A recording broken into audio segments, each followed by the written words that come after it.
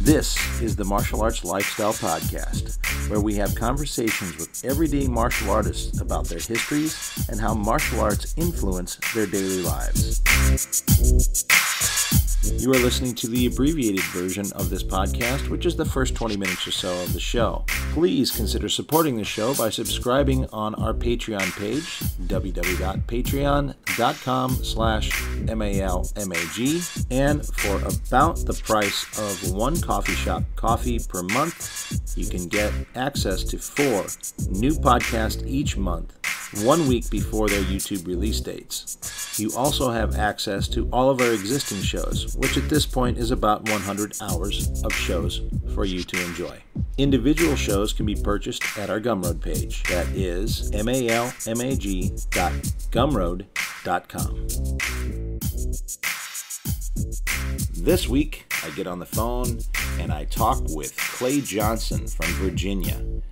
Clay has been a big part of the East Coast martial arts scene for decades now. We talk about how he got involved in martial arts, the different style he studied, and how he's come to find that he loves the craft of teaching martial arts. Sit back and enjoy.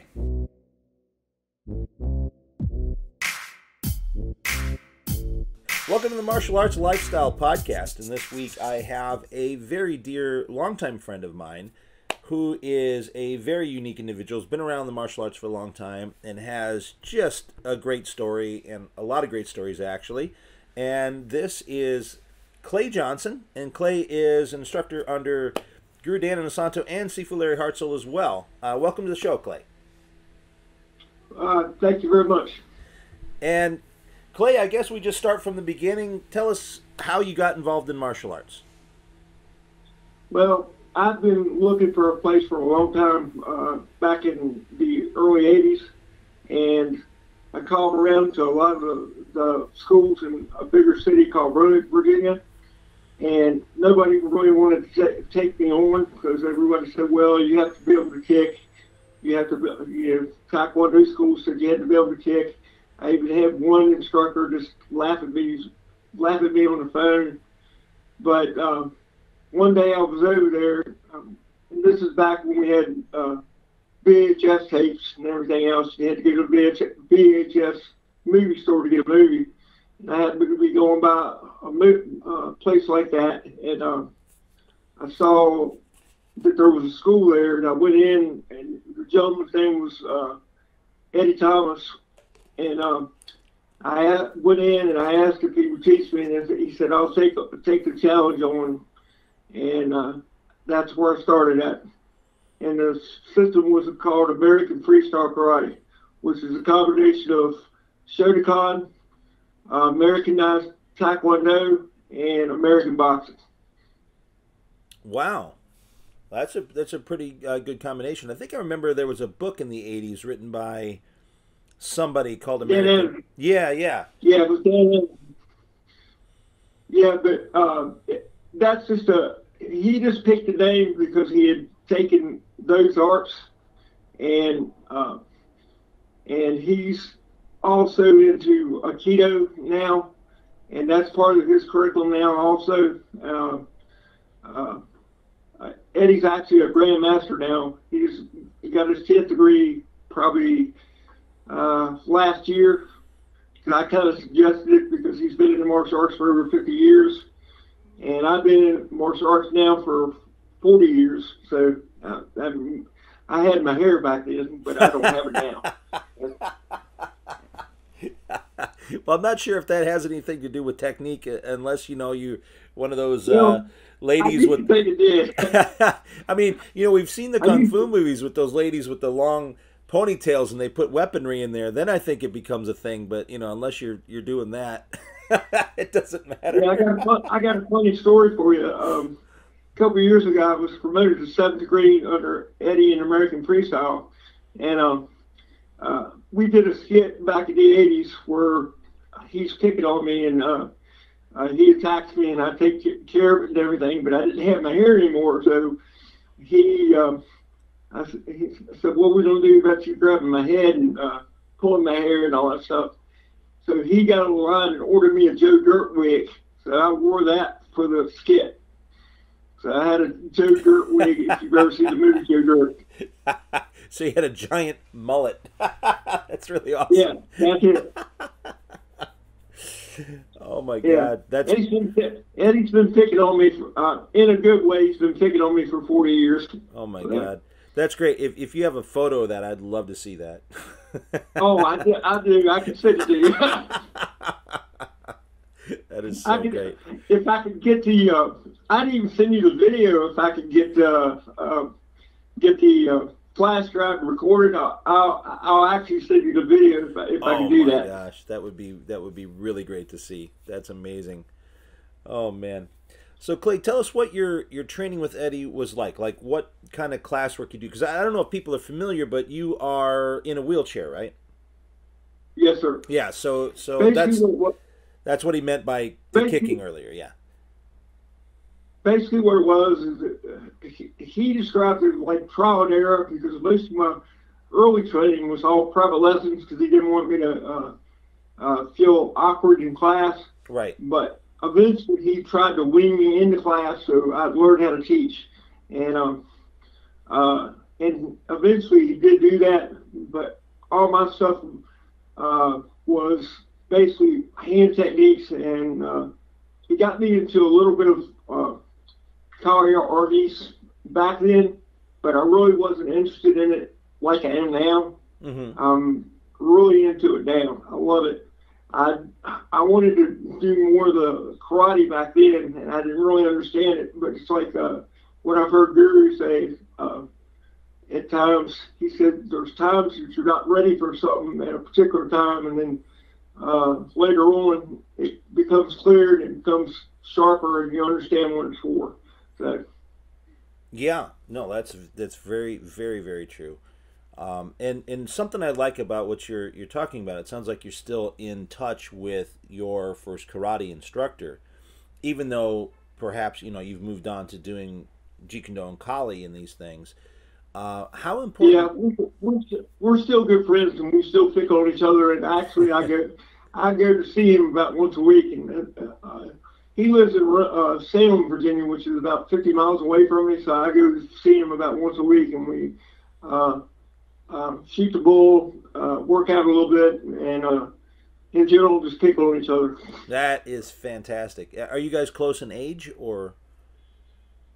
He's about 2 years. The reason we kind of hit it off is he's like 2 years older than me. Oh, okay. But so we're like brothers. So. That absolutely sounds like it, and that's fantastic. Yeah, he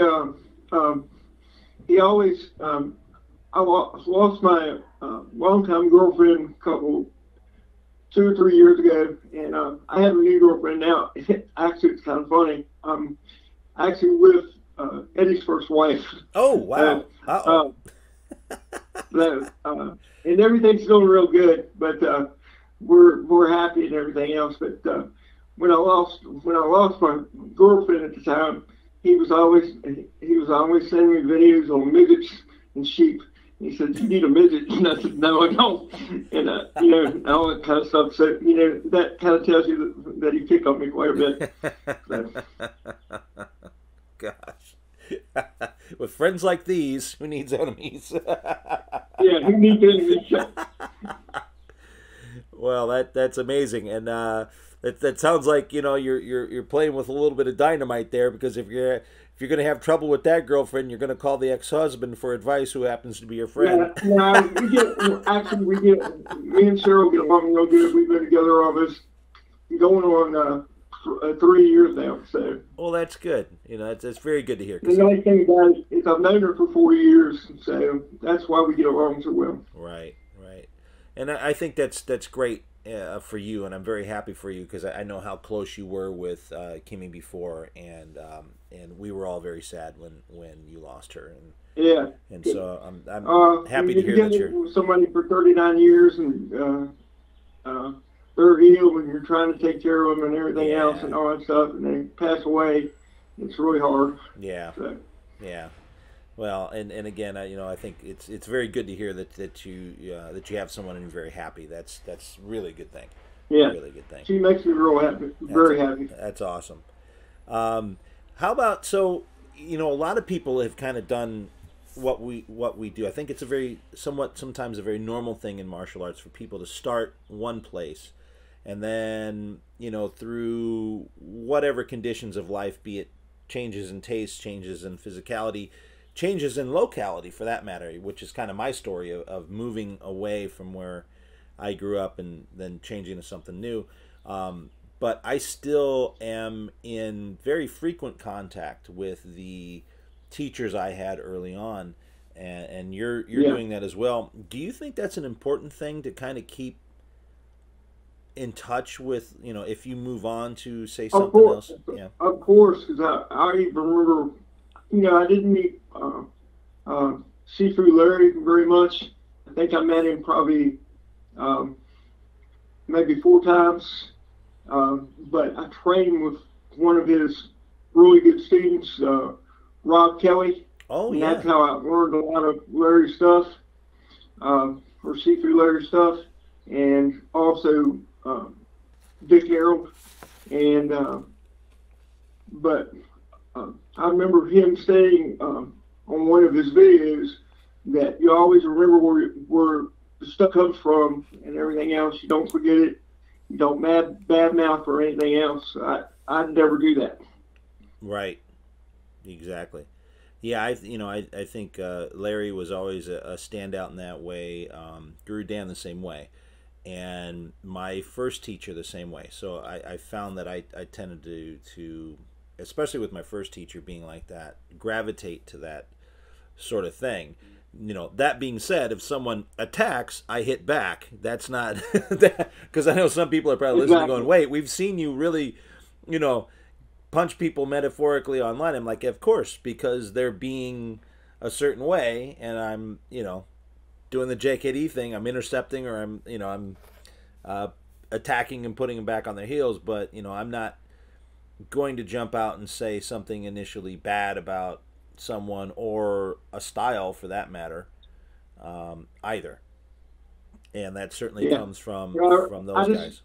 I just remember that vividly because it was one of the first videos of Sifu Larry's that I'd ever seen. It was the grappling one where he's in the field in North Carolina. Oh yeah, yeah. And I was in that field quite a bit because you probably don't know this, but I'm also certified under Ajahn. Oh, so great. I have instructorship in Thai boxing too. So, but I remember him saying, I'm giving this to you, but don't ever forget where it came from and stuff like that. So. Mm-hmm. Absolutely, absolutely. Do you see that as an issue? Like I'm thinking it's probably not so much of an issue with students you work with because they are working with you, and I think a lot of people tend to take on the value systems of their instructor if they're sticking with them. If they don't, that's a different story. But we do have this online thing, so you're seeing how a lot of people are sort of behaving outwardly. Do you see that as a something that's changed from the time? Because I think you and I started in martial arts around the same time, and probably so. Yeah, because I seem to think, and it could be just the bubble that I was in, but I mean I read a lot of magazines and stuff, and I mean of course the magazines are going to approach it in a certain way as well. But to me, it's like the arts themselves, people seem to be sort of respectful of where their thing came from. Now, they might not have been respectful to each other, but they were certainly respectful to where their thing came from and the history of it. And it seems now that perhaps people aren't as interested in the history of where their own thing is even coming from. Or it's even possibly hidden. Yeah, you're right. You're exactly right. Because it's just like you were asking about Grandmaster Eddie, my first instructor. I tell everybody that he's one of the best traditional martial artists I've ever seen. Mm-hmm. And he is, because because he can look at something and almost mimic it right away. Wow. And I hate that because I have to work my tail off to get something right. I can look at it, but I can't do it right away. But he's one of those people that can do that. He can look at something and do it right away. Right. So.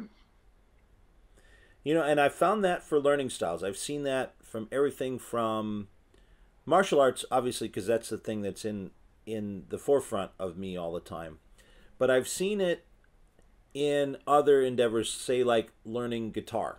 There was a couple that I knew back in the late 1980s, husband and wife that were both avid guitar players. The interesting thing was she was one of the people that could pick it up. Like we could put on, I don't know, Song Remains the Same video, Led Zeppelin, and she'd pick up exactly what Jimmy Page is doing. And she could mimic it right away. But she couldn't remember. That drives me nuts. Yeah. And it would drive Brett, her husband, nuts too. But the funny thing is, the next day, she wouldn't actually remember it, where Brett made her do it enough that he finally learned it, you know, by the end of the day, and he could remember it. So do you find that even though maybe you're slower on the initial learning of it, that your retention is better? To some degree, because with my cerebral palsy, like when I'm sparring, for example, when I'm sparring, my depth perception is off. Mm-hmm. Like I'll see an opening, but by the time I react to the opening, usually the opening is closed. So it's kind of like I have no delay. Right. So I still get it, but it takes a while. Mm-hmm. Mm-hmm. Yeah, and you know I've found that, and it's funny. You know who else says they're a slow learner? You'll like this. Is Guro Dan? That's hard to believe. I've heard him say that myself. I have a hard time believing it, but I'll accept it if he says it. The thing that amazes me about Guro is he's so nice and so humble, and he might not say it, but I think he loves all the students. Of course, yeah. No, that's he cares about us all, and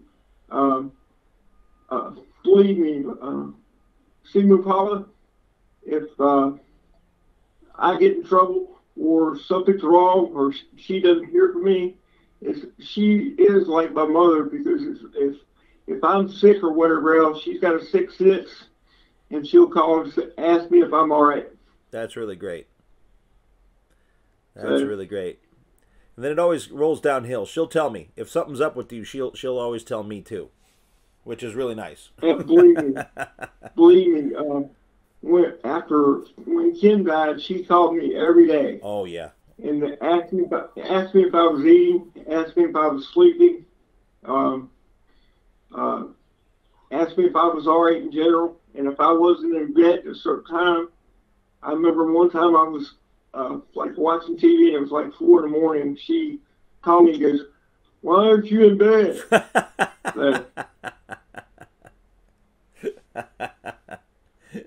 That's great. If I get in trouble, I remember, I'm sure she's told Cheryl this, if he gives you any trouble, call me, and she'll get mad at me. Believe me. And her yelling at me or being mad at me is like my own mama before she passed away. She would always say Ernest, because that's my first name, Ernest. And if I was in trouble, she would say Ernest Clay. Oh boy. And not just Clay. So and Stephen Paul is the same way. So.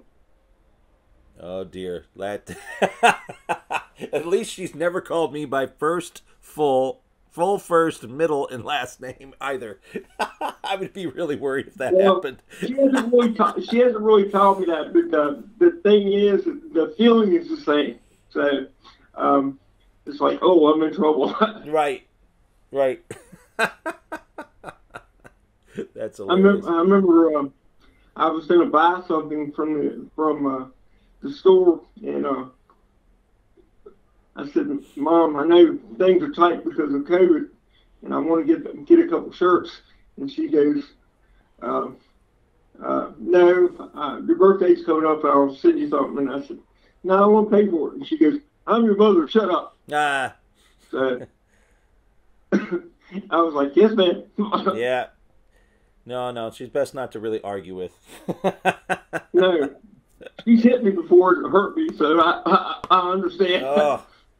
Yeah, we better put that in context. I'm guessing that was in seminar and training. Yeah, in seminar. She didn't mean it. She didn't know she hurt me, but I didn't tell her she hurt me either. Mom was I tell you one thing, she is dangerous. I love her to death, but she's dangerous. Oh, yeah. No. I mean, I think Pat Trey had Guro bring her out to train the Navy SEALs for a reason. Yeah. And I know Pat, too. Pat's a good friend of mine.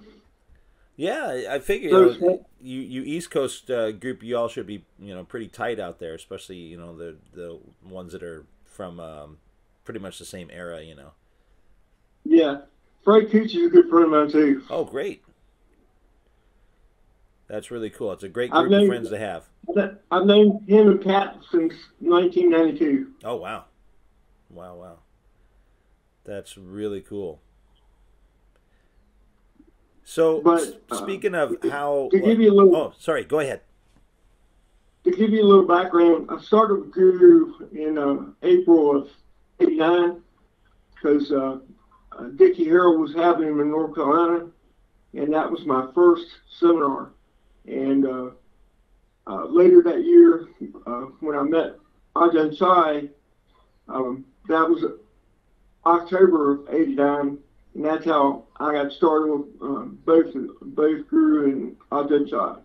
So, just to let you know, cause I got my first degree black belt under Eddie in 1988. Wow, yeah, that was actually my next question. So you read my mind. That's awesome. I was since we were kind of talking about the role that they were playing in your life, I wanted to establish how you got connected with them. So you went to North Carolina to Dick Harrell's place, and that's where you trained with Guro for the first time. So what for the very first time, yeah. So what perked your interest in that? I mean, it's certainly. I mean, I think from the outside, and even from some people from the inside of martial arts, they'll say that's a very different thing than karate. That's a whole long conversation, for another time. But so let's just say that yes, these are very different things. And so what made you say, oh, okay, I want to go there and train with these guys? Well, the main thing is Ajahn Chai was just an accident, but Guro was somebody I always read about. Of course, I grew up in the '70s and stuff like that, and Bruce Lee was like the man. Mm-hmm. And I think Bruce Lee was a measuring stick for any martial artist that grew up in the '70s and '80s and everything else. So Guro Dan was his top student. So of course I wanted to at least meet him and see what I could learn from him or whatever else. I didn't know it would turn into a 30-year and more relationship at the time, but I'm so glad it did. That is fantastic. And so you started there. When about did you get an instructorship under both? Under Guro, I got my instructorship and my apprentice in 1995, and I got my apprentice under Ajahn Chai in 1993. Okay, so that's a good process of time.